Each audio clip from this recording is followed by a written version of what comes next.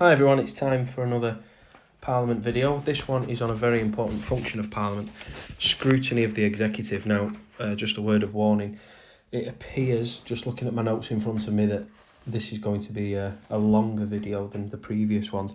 I will try to be as efficient as possible, but it might be longer than usual. So there's a word of warning in advance.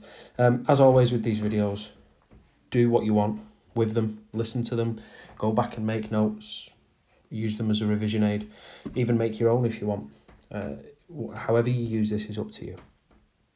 Okay, three main ways that we're going to look at today in terms of how Parliament scrutinises the executive, and we'll look at how effective those three methods are. First of all, debate in Parliament. Second of all, questions in Parliament. And finally, parliamentary committees. Okay, so let's talk about debates. These are the ways in which an individual MP can raise their concerns or their opinions about a certain matter. We're going to go back as far as 2013 and a debate over Syrian airstrikes. Now remember, 2010 to 15 we had a coalition government, and so the government will have been more willing, more in need of support from opposition parties and willing to work with those other parties. In 2013, the government were defeated on the issue of whether or not the UK should take part in airstrikes over Syria after the alleged use of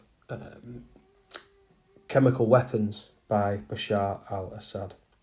The government was defeated 285 votes to 272, and in the coalition, 30 Conservative MPs and 9 Liberal Democrat MPs voted against the government. And 2013 is important for context, not just in terms of a coalition government, but also memories of the war, particularly in this case in Iraq a decade earlier. And memories of Iraq played a key part in the debate. Ed Miliband, who was leader of the Labour Party and leader of the opposition, said in his contribution to the debate that the UK must learn the lessons of the Iraq invasion. And you may or may not know that the invasion of Iraq was justified based on a belief that Saddam Hussein had weapons of mass destruction, and that intelligence evidence was never forthcoming of. David Davis, a Conservative MP, said our intelligence might just be wrong. And again, that is in reference to the mistakes of the past with regards to Iraq, particularly with the weapons of mass destruction. And Cheryl Gillen, another Conservative, said, I cannot be duped again. So there were certainly memories of the past when voting on whether or not to condone airstrikes on Bashar al-Assad in Syria. Now, foreign policy is the role of the executive. It is the domain of the Prime Minister and Cabinet colleagues to decide UK foreign policy. But it is a convention of the United Kingdom's constitution that the Parliament must give its approval to the Prime Minister. So that was in 2013. In 2014, votes on airstrikes against Islamic State in Iraq and later in Syria were voted for. So in September 2014, 524 MPs voted in favour of airstrikes against IS in Iraq, and in December 2015 there was another vote again in favour of airstrikes against Islamic State, this time in Syria. One thing of note about debates on the Commons floor, or indeed on the floor of the Lords as well, is the concept of parliamentary privilege. This is something that dates back to the Bill of Rights, signed in 1689, and it means that an MP is exempt from laws of slander or contempt of court, and that is in order to guarantee the freedom of speech of the members of the House, and it only applies when speaking within the Houses of Parliament. In February 2022, Liberal Democrat MP Layla Moran named the 35 Russian oligarchs in the UK that she wanted to be sanctioned in light of Putin's invasion of the Ukraine. Another type of debate in Parliament is an emergency debate. Now, these debates are granted at the discretion of the Speaker of the House of Commons, and this is for an issue that requires urgent consideration of a specific and important manner. If it is granted, an MP has 3 minutes to put their request to the House. There were 22 emergency debates held in the Parliament 2017 to 19. That doesn't sound like many, but that's actually an unprecedented number. And if you can think back, that Parliament was simply dominated by how Britain can exit the European Union. So those 22 debates, it doesn't seem like much, but from 1997 to 2001, the first Tony Blair Parliament, there weren't any emergency debates held at all.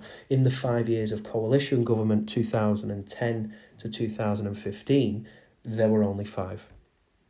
And a recent example of an emergency debate held in the House of Commons was August 2021, when MPs were called to an emergency debate to discuss UK and allied nations' troops, the withdrawal from Afghanistan. Now, debates are scheduled essentially by the Backbench Business Committee, and that's been in place since 2010, and that committee decides the topics for debate, both on the Commons floor, but also in another type of debate called Westminster Hall debates. We'll talk about those now. Westminster Hall debates are held 4 days a week. MPs can apply to take part in the debate and contribute. They are allocated a ballot by the Speaker's office, and those issues are selected. Any MP can attend a Westminster Hall debate. No vote takes place officially, but it's an opportunity for MPs to raise matters and concerns. In June 2022, Liz Twist, a Labour MP, brought forward a Westminster Hall debate on the collapse of Football Index. Football Index was essentially a betting company, but it had advertised itself as a football stock market. It, in some cases, misled consumers into thinking that returns were guaranteed. Many people lost thousands and thousands of pounds worth of savings, and Liz Twist, on behalf of one of her Blaydon constituents, brought that matter to a Westminster Hall debate. On Monday, debates are held concerning petitions and e-petitions. If any petition on the government's online website gets over 100,000 signatures, it's considered for debate on the Commons floor. For example, in 2020, during the height of lockdown, 700,000 members of the UK electorate signed a petition that would request greater support for the self-employed during lockdown. What happened in the early months of the furlough scheme is that the self-employed were essentially left out, but there was very little work for those people to do. So many people classed as self-employed had their income completely decimated, and that was considered and support was later provided. There is a limitation to these Westminster Hall debates, and that's that they can't compel the government to act. And it's the same with e-petitions as well. The government can reply and consider its future steps, or refer the petition to previous steps. There was a petition asking the government to actually revoke Article 50 and remain in the UK, and all the government did in its response under Theresa May was inform the signatures on that petition that the people have spoken and the government will act in line with the result of the referendum. Another thing with these debates is, and it's unfortunate, they're quite often poorly attended by MPs, some of whom won't be in Westminster on those days. Okay, so very quickly we'll evaluate how successful debates are in scrutinising the executive. First of all, one thing to suggest that it's not effective is that very few MPs change their mind in the course of these debates. Another thing that we could say is that the government usually wins votes, usually because it has a majority, and it can use party whips to ensure that people vote in the way that they want to. There's also a thing called the payroll vote, and it means that any government MP with a ministerial responsibility should resign before voting against the government on these payroll votes. And what you will find is that for many individuals with career ambitions, they're unwilling to resign their post in order to vote on these matters. Another limitation is that these Westminster Hall debates are quite poorly attended, meaning that finance and money bills are quite poorly scrutinised in general. Budget votes on the government's budget are essentially as good as and as important as a vote of confidence in the government. Any government MP who votes against the whip on these votes on the government's budget can be expected to lose the whip and be removed from the party. Debates in the Commons are usually simply political posturing rather than meaningful debate, and if anyone's watched Prime Minister's questions, which we'll move on to in a minute, you'll see that the quality of debate isn't always very, very high. One area where debates can be high quality and can rely on people with expert knowledge is the House of Lords. There are some quite well-informed debates, but of course, because the Lords has that lack of meaningful power compared to the Commons, these debates can lack influence in the long run. There were 5 amendments suggested in 2020 to Boris Johnson's Brexit bill. All 5 of those suggested amendments were rejected by the government. We're now moving on to our second method of scrutiny, which is questions. And questions can come in written form or asked in the chamber itself. In 2017 to 18, Parliament received 55,000 questions. Parliament sent 55,000 questions to the government. 50,000 of those 55,000 were written, and the majority of those to key government departments, such as health and education. So actually, when we think of questions, our mind immediately comes to Prime Minister's questions, and actually that is only part of the story. Oral questions asked during PMQs are the most impactful, and it is probably the time that most casual students of politics in the country are watching the goings-on in Parliament. Prime Minister's questions are held on the Commons floor every Wednesday at noon for just 30 minutes, and there is a set structure to PMQs. Prime Minister's questions usually opens up with a so-called open question that usually comes from the government backbench, and these questions are quite often referred to as patsy questions, in that they are deliberately attempted to shed the government or the Prime Minister in a good light or attack the opposition. Of course, during the course of Prime Minister's questions, the opposition are trying to do the opposite. What we can see here is a packed Commons floor in the era of Boris Johnson and Jeremy Corbyn in the Labour Party. We can see the Prime Minister standing at the dispatch box talking to the Speaker, and we can see some of the Labour MPs on the front and back benches using hand gestures in response to what the Prime Minister is saying. Once the routine question is out of the way, the leader of the opposition has 6 questions to ask. The leader of the opposition is the only MP who can come back with further questions of the Prime Minister. Towards the end of PMQs, after scheduled questions and balloted questions are asked, that being that the Speaker essentially picks names out of a hat and they get the opportunity to ask a question. If an MP wishes to ask a question on the Commons floor, they simply stand up out of their seat and hope that the Speaker chooses them. So in theory, the government, and certainly the Prime Minister, is not prepared for PMQs. They don't know what's going to come up. But quite often, part of the Prime Minister's schedule is preparation for Prime Minister's questions. Prime Ministers, certainly in recent history, have not enjoyed the scrutiny that comes from PMQs. Both David Cameron and Tony Blair referred to it as the toughest part of their job, and not a part that they looked forward to. So because PMQs is so high profile and publicised, we probably need to discuss how effective PMQs is. Well, first of all, it's high profile. Like I said at the start of this slide, it's the one time that casual onlookers in the world of politics are able to see the goings on of Parliament, and that's thanks to the influence of television and social media, particularly Twitter accounts and Instagram and TikTok, where very short clips of the debate can be cut up and shared with millions of people almost instantly. You'll also find that MPs will use Twitter both prior to and after PMQs, sometimes in fact during Prime Minister's questions, to get a message across to their followers that way. PMQs is a means of forcing the Prime Minister to deal with the political issues of the day, and it is direct scrutiny of the head of the executive. The Prime Minister stands there and is scrutinised by his or her or their peers from both the government and opposition benches.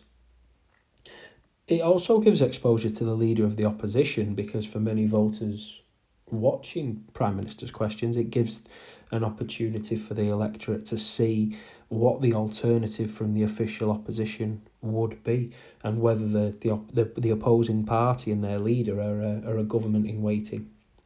And as I said before, Prime Ministers don't tend to look forward to PMQs. David Cameron in 2015 said that he viewed PMQs with total fear and trepidation. And this was a Prime Minister that in most Prime Minister's questions came across in a very convincing manner. Some drawbacks to how effective PMQs is. It gives us a distorted idea of how Parliament works, because the ordinary day-to-day business of Parliament looks nothing like PMQs. Other debates are far less well attended than this.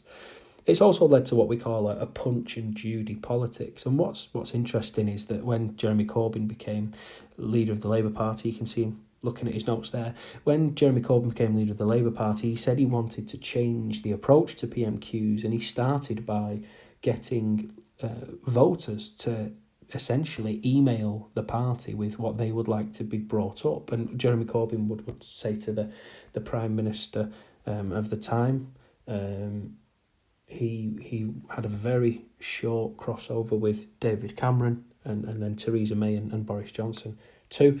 But he would start his PMQs with David Cameron with Adil from Bolton wants to know this. And he tried this sort of new method of PMQs and very quickly realised that wasn't having the desired effect, and he reverted back to the traditional style, which critics refer to as punch and Judy politics. You know, quite often Prime Minister's questions is not about the quality of the discussion, but the quality of the insult. Boris Johnson would quite frequently refer to Sir Keir Starmer as Captain Hindsight, and would deliver these, what he believed to be humorous one-liners in an attempt to embarrass the leader of the opposition rather than discuss the issues of the day. Another reason to suggest that Prime Minister's questions isn't effective is the Hansard Society polled voters in recent years, and just 12% of voters said that they were proud of British politics when they watched PMQs. 67% thought that it was too much political point scoring. And of course, another reason why PMQs is less efficient is because party loyalty has an influence. You may, as a government MP, have issues that you wish to raise, but the time and place isn't Prime Minister's questions, and so we get these patsy questions, these easy questions for the government to respond to. One final type of question is urgent questions, which are held after Prime Minister's questions on those Wednesday afternoons. MPs must apply to the Speaker on the morning of the day of the debate, and urgent questions are granted entirely at the Speaker's discretion. 2017 to 2019, 114 urgent questions were granted by then Speaker John Bercow, and that was a huge number. One of them was in January 2022, an urgent question asked by Labour Deputy Leader Angela Rayner. You can see Angela Rayner here. Nowadays she would sit close to the dispatch box. As Deputy Leader she would sit next to Sir Keir Starmer. Angela Rayner asked the question in January 2022. She brought up the matter of parties held in Downing Street during COVID lockdowns. That was well attended because both sides desired to get their point across on this issue.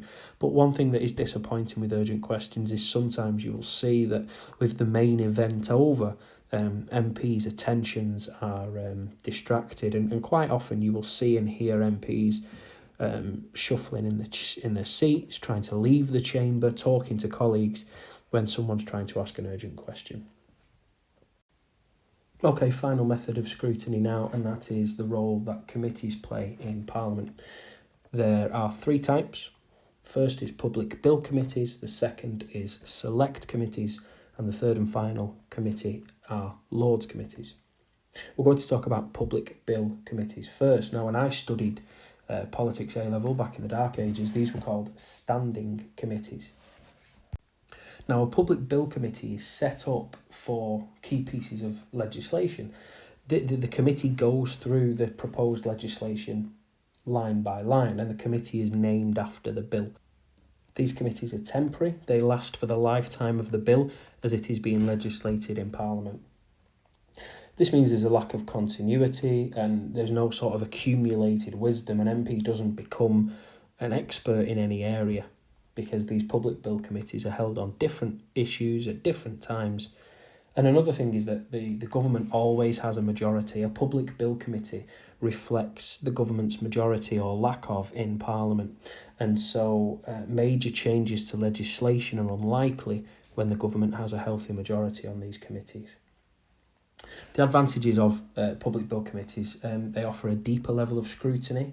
There are two joint chairs, one from the governing party and one from the opposition. They can make changes. So the Investigating Powers Act of 2006, protections for journalists were added to this law thanks to the work of a public bill committee. Pressure groups and individuals who have experience in the area are called upon, and they can put their views forward to public bill committees to talk about what they consider the potential impact of the law to be. And finally, expert witnesses can be called so that Parliament can get an idea of what the experts in the field think about this legislation and whether it's manageable. The disadvantages, first of all, the relevant government minister for the department presenting this legislation is usually on the committee. So it's a little bit like having a student council meeting to discuss the quality of the food in the canteen with all the catering staff there, and it can affect what is said and how confident people feel about bringing their issues forward. Secondly, as I said, when the government has a majority in Parliament, it has a majority in these public bill committees, and therefore major amendments to legislation are rare. Also, another limitation is membership is temporary. MPs don't become experts in a particular field this way. And the membership of committees is decided by the party whips, and so it's quite often loyal individual MPs on the back benches that make their way onto these committees, and that can affect the quality of scrutiny of the legislation. We're now moving on to the second and most crucial, influential type of committee, and that is a select committee. And the role of a select committee is to ensure that government departments and public bodies are doing the job properly and spending taxpayers' money wisely. They can hold investigations, call witnesses, publish reports and make recommendations. The oldest select committee is the Public Accounts Committee. It dates back to 1857 and essentially oversees how effectively the government spends taxpayers' money on major projects. And this is always chaired by an opposition MP, and you will see later on when we talk about some more select committees, that's not always the case. The current chair of the Public Accounts Committee is Dame Meg Hillier, Labour Party MP, member for Hackney South and Shoreditch. Every government department is essentially shadowed by a select committee, and that provides some long-standing scrutiny of that government department's work. However, what we often see is former ministers playing a role or actually chairing select committees. So former Health Secretary Jeremy Hunt in 2020 became chair of the Health Select Committee, suggesting that, essentially you've got your former colleagues chairing the group, scrutinising your work. So there has been criticism of the makeup of select committees.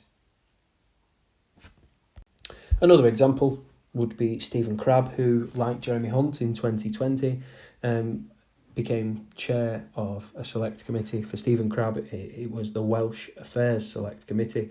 He was the former Secretary of State for Wales and MP for Pembrokeshire. In 2020, there were 28 select committees in Parliament, each with 11 members, reflecting the party balance in the House of Commons. Now, even though the government will often, or in this case, always have a majority on these select committees, the chair is elected by a secret ballot. And these are divided up between parties. So the list of MPs as potential chairs of the committee are all from the same party.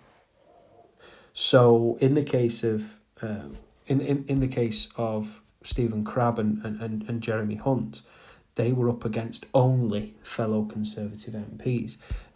Essentially, a portion is set aside for opposition parties. An example of an opposition MP chairing a select committee is this person here, Stephen Timms, Labour MP for East Ham. He was the former Shadow Secretary for Work and Pensions. He is the chair of the Work and Pensions Select Committee. One thing that is different in a select committee to the floor of the Commons is, rather than facing one another in an us versus them standoff, members sit in a horseshoe, and this is to encourage bipartisanship. This is to encourage MPs from different parties to work together for the common good. In 2020, the Treasury Select Committee urged the government to consider extending the furlough scheme. That was a policy advocated by the Labour Party, and eventually extra provisions were provided. MPs sit on select committees for a long time and become experts in an area, and that is quite often why former ministers and shadow ministers serve on these select committees, because they're able to put their expertise to good use. And also, committee chairs are paid an additional top up to their salary and attain a higher profile. So ambitious individuals that seek leadership in the future or government posts in the future can use their position as chair of a select committee to increase and improve their profile. Select committees decide what they investigate or examine. They have the power to summon witnesses, and that's not just government ministers, but influential individuals as well. And quite often they can seem like an interrogation. Business owners Mike Ashley and Philip Green, with their questionable past business practices, were brought in front of select committees to answer to them. And as I said, government ministers can be called. They don't have to turn up, and that can affect the effectiveness of select committees. In 2022, Priti Patel refused to appear before the Home Affairs Committee, which was in relation to the government's proposed Rwanda migrant scheme. Since 2007, select committees are also able to review ministerial appointments. So from 2007 to 2017, there were 59 hearings on government appointments, and select committees have been split or have rejected the individual 13 out of those 59 times. In 2017, Charlotte Hogg resigned as Deputy Governor of the Bank of England 2 weeks into her role after the Treasury Select Committee criticised the answers that she had provided them with. One thing that I said select committees do is provide reports. In 2017 to 19, select committees produced 267 reports. 56 of these, 1 in every 5, was linked to Brexit. As I said, that Parliament was consumed by the issue of Brexit. Now, the government must reply to select committee reports within 60 days, and they generally accept recommendations in 40% of cases. Now, civil servants can be called to serve and appear before a select committee, but it's a delicate issue.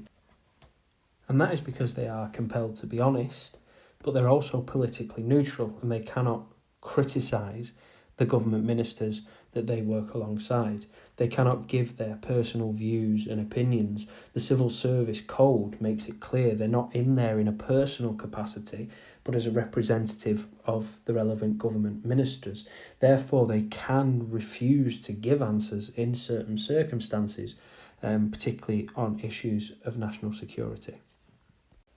Okay, are they effective? Yes, they scrutinise and interrogate government policy more effectively than the floor of the House of Commons. They're also less party political. Some of the chairs are from opposition parties, which increases and improves scrutiny that way. The government often acts on their recommendations. Remember, it's 40% of cases in which the government acts upon select committee recommendations. They can call and question witnesses, and that includes government ministers. They can also include civil servants in that. The work of committees is growing in profile, and quite often snippets from the work of committees again are shared on television and social media. Chairs are selected by a secret ballot, which reduces the power of the party whips to ensure that MPs behave and speak and recommend in the way that they want them to. They scrutinise government appointments, and many chairs and many members of select committees have previous ministerial responsibility and knowledge of the area. Okay, reasons that maybe why they are not as effective. Chairs tend to avoid controversial topics in the name of bipartisanship. Remember that the horseshoe shape is to bring people together, and in the spirit of bringing people together, sometimes the more challenging aspects of a policy are ignored because it might ruin and affect the relationships that have already been built. Many reports that select committees provide are voted for along party lines. The governing party always has a majority, so the government, if it has a majority in the Commons, will always have a majority on select committees. The government itself is under no obligation to accept the suggestions made by a select committee, and most, 60%, are rejected. Answers given by ministers and people brought before select committees can be vague and evasive. And just because select committee work is getting more media attention doesn't necessarily mean that these committees are becoming more influential. One thing that select committees cannot do is veto a government appointment in the way that a US Senate committee can. Finally, the final type of committee in Parliament are House of Lords committees. They are the least significant, and that is because the Lords has much less power than the Commons, and because the Lords select committees don't shadow departments, there's less scrutiny of the day-to-day work. There are 6 Lords committees: the EU Committee, Science and Technology, Communications, Constitution, Economic Affairs and International Relations.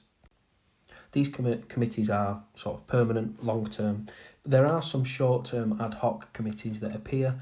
A peer must put a proposal forward to the Lords Liaison Committee. They make recommendations to the Commons on whether or not another committee should be established. So, for example, in May 2020, the House of Lords received consent to set up a COVID-19 committee. Every House of Lords committee has 12 members. Remember that in Commons select committees there are 11 with a government majority. So because of the makeup of the House of Lords with crossbenchers and non-affiliated peers, the government doesn't have a majority on a Lords committee because it reflects the party makeup of the Lords rather than the Commons. And there is one example of a committee where peers and MPs sit together in a committee. That's the Intelligence and Security Committee of Parliament, which was set up after the Intelligence Services Act was passed in 1994. Peers and MPs oversee the work of the British intelligence community, so MI5, MI6, GCHQ. Members come from both houses, and therefore membership is closely policed, particularly by the party whips with members of the Commons. The chair of the committee is elected internally between those members of Parliament from both houses. Okay, quick recap. This video has been about how Parliament scrutinises the executive, a key function of any legislature to check the powers and the actions of the executive, the government. We talked about the three main ways in which the UK Parliament scrutinises the executive. First of all, that was in the form of debates, but remember that the debates that we spoke of didn't necessarily include what might come to your mind, which is Prime Minister's questions, which falls into our second category, which is that of questions. Remember that the vast majority are actually written questions to government ministers. A minority are orally heard on the House of Commons floor, most notably Prime Minister's questions every Wednesday at midday. Finally, we then looked at the work of committees. There were three types of committee that we looked at, which were public bill committees, select committees, and Lords committees. And you'll know from looking back over the video, the bulk of that was spent talking about the work of select committees, which are the most influential method of scrutiny. The key thing for you looking back at this video is I want you to constantly be thinking about how effective that scrutiny is. You might get a 9-mark question, 3 ways in which Parliament can scrutinise the executive. Well, that's great because we've got debates, questions, committees. It's nice and easy. But it may be that you would get an essay that says that Parliament is ineffectual at scrutinising the work of the executive, and you would need to bring in knowledge and arguments from all 3 topics to come up with an answer to that question about whether or not Parliament is effective in doing so. So as I said with all of these videos, do what you please, watch it and make notes, watch it and don't. Just save it for revision, it's completely up to you, but hopefully it has been of some use to you.